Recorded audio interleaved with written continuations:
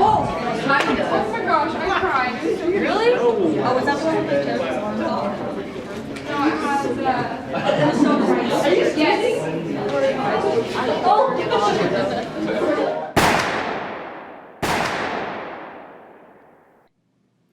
We have put together this presentation to provide you with the facts to help you minimize risk to yourself and others should there be violence at your school.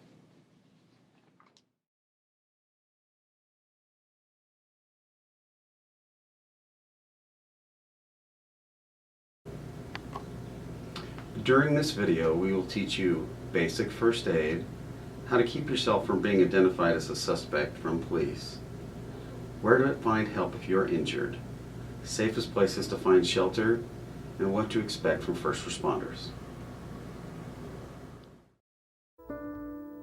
I will remember you.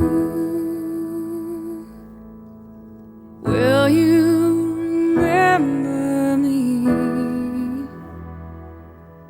Don't let your life pass you by.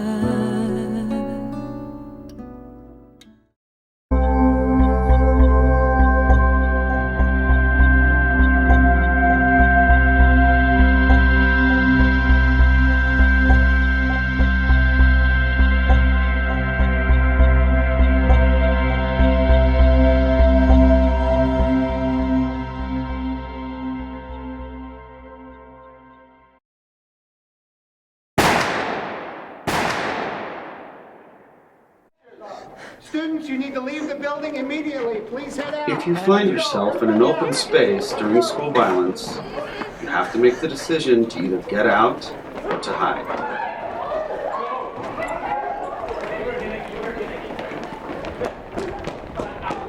Lockdown. Go. Find a securable location where you will not be seen or heard, and the suspect cannot easily gain access to you. If you are in a classroom, make sure the door is closed and locked. Turn off the lights and hide quietly in the corner where you cannot be seen from the door.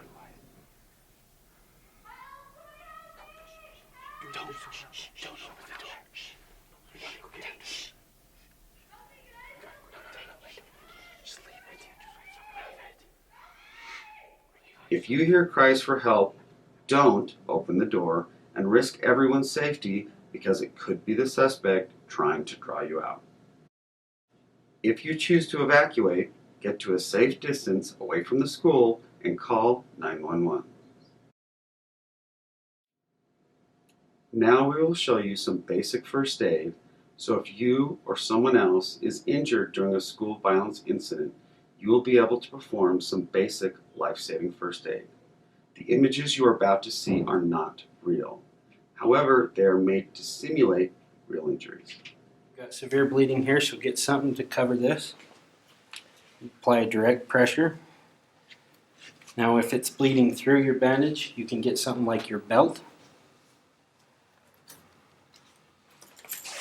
Wrap it around her leg above the wound.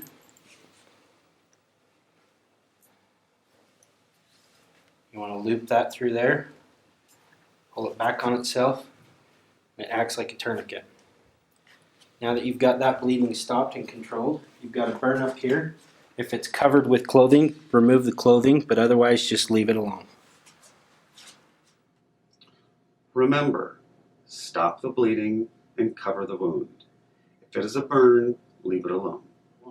Okay, you've got massive bleeding in both spots, but let's take care of the arm first. Get something to cover that. Now if that's bleeding through the bandage, you want to get a belt.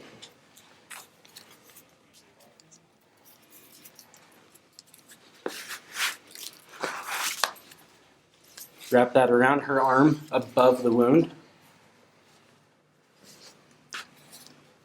Loop it through there. Pull it back on itself, and basically what you're doing is creating a tourniquet. Now that that's taken care of and the bleeding is stopped, you've got an abdomen wound here. So let's grab your towel from there, put it on here, and apply direct pressure. Now at this point, if you can get someone to help you move her, do that, but do not take pressure off the abdomen. If you or others have a life-threatening injury and you know that the suspect or suspects are not between you and the exit, attempt to safely leave the building to find help for the injury. Show us your hands, show us your hands, show us your hands, show us your hands. Okay. Come with us, yeah. Come with me. Be aware that anyone seen leaving the building will be perceived as a threat by police until they can confirm otherwise. As police enter the building, they will be recognizable with different forms of police identification. Police will not be able to render first aid until after the threat is neutralized. If you encounter police in the school, it is important to show your hands and follow their instructions.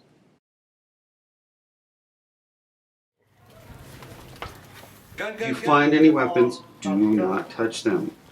Police will consider anyone near a weapon a suspect. No. Police, get your hands up! Everybody get your hands up! Everybody get your hands up! Hands up! Let me see your hands! Get them all the way up. Get them all the way up! Get them all up! Get them all up! Once the threat has been neutralized, police will evacuate rooms one by one.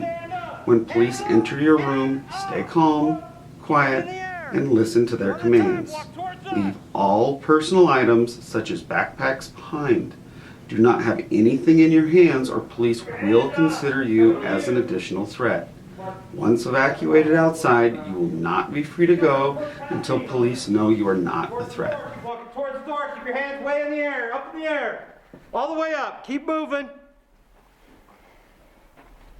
Today we have shown you safe practices to use in the case of school violence. Remember, quickly find a secure place to hide or get to safety. A quick decision is essential in keeping you safe. We have also covered basic life-saving first aid techniques that could be used to save you or someone else's life. Remember, be resourceful with what you have around you. It is extremely important to stay calm and work with the police.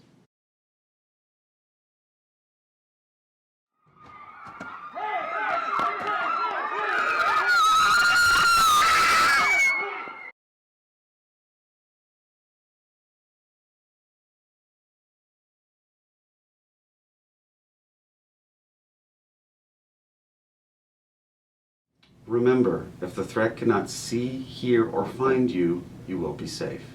Together, we can save lives.